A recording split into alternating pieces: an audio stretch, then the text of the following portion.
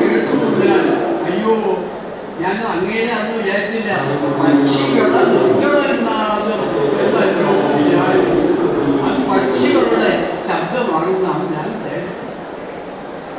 ചോരയിൽ സദൃഷ്ടനായിട്ടുണ്ടടുപ്പിച്ചു ഞാൻ ഒരു അരുവി ഒഴുകിപ്പോകുന്നത്. ആ ഒഴുകിപ്പോകുന്ന അരുവിയിൽ ഞാൻ സദൃഷ്ടനായിട്ട് ദാഹം ശമിക്കാൻ വേണ്ടിയിട്ട് ഞാൻ ചുണ്ടുവെച്ചു. ചോരയിൽ സദൃഷ്ടനായിട്ടുണ്ടടുപ്പിച്ച് സൗമ്യലോലം. ആ കപോലത്തിൻ്റെ തണുപ്പ് ഞാൻ ഓർത്തില്ല. ആ ചോരയുടെ തണുപ്പ് അങ്ങേരെ കൗളിൻ്റെ തണുപ്പാണെന്ന് ഞാൻ മനസ്സിലാക്കി. കനകാംബുരിയൊക്കെ ഊരിയിട്ടിരുന്നത് അങ്ങ് അവിടെ മോതിര ഊരിയിട്ടിരുന്നു. അത് ഇലബിംബമാണെന്ന് ഞാൻ വിചാരിച്ചു. അത് സൂര്യനാണെന്ന് ഞാൻ വിചാരിച്ചു. ഇങ്ങനെ നമ്മളൊക്കെ ഈ ശങ്കാകുലരാണ്. നമ്മുടെ മുന്നിൽ പ്രത്യക്ഷപ്പെടുന്ന പലതും ഈശ്വരന്റെ പരീക്ഷണങ്ങളാണെന്നും ആ ചൈതന്യത്തിൻ്റെ അംശമാണ് എന്നും മനസ്സിലാക്കാതെ ശങ്കാകുലരായിട്ട് കഴിയുന്നവരാണ് നമ്മളെല്ലാവരും. വിജയമംഗലത്തെ പോലെ വിജയമംഗലം അവസാനം വിജയമംഗലത്തിന് മുമ്പിൽ ഭഗവാൻ ഒരു നീലക്കാവ് വർമ്മനായിട്ട് പ്രത്യക്ഷപ്പെടുകയാണ്. ആ പ്രത്യക്ഷപ്പെട്ടപ്പോൾ വിജയമംഗലം ഈ അന്തർഗാത്ര കാര്യമായി ഉപയോഗിച്ചു.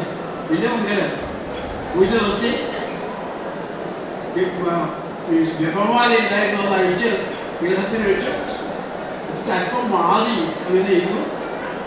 അപ്പോൾ ഉണ്ടാക്കി വിജയമംഗലം സംശയമുണ്ട്, ഇത് ആരാണ്. അപ്പോൾ ഈ മുന്നിൽ വന്നിരുന്ന ബാലകൻ എന്ത് ചെയ്യുന്നത്?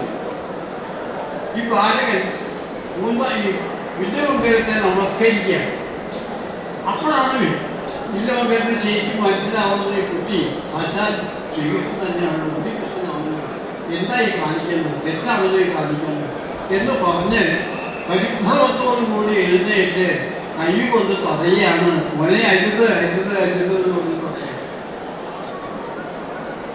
അപ്പോഴാണ് ആ ഉണ്ണി മുഖം മുഴുവൻ പാടി. വിളംബരത്തിൽ നമുക്ക് ഭംഗിയായിട്ട് കഴിച്ച് നാടകീയമായിട്ട് കഴിക്കുന്നത്.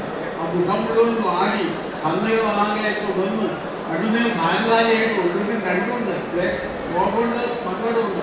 അങ്ങനെ ആകെപ്പാടും കൂടി അംശനായിട്ട് ആ ഉണ്ണി അവിടെ നിൽക്കുക. അതിനേക്കാൾ ഞാൻ മുഖ്യതായിട്ട് വിജയമംഗലം ഇപ്പത്തും നിൽക്കുക. എന്നിട്ട് രണ്ടാളും തമ്മിൽ ചെറിയൊരു സംവാദം നടക്കുന്നുണ്ട്.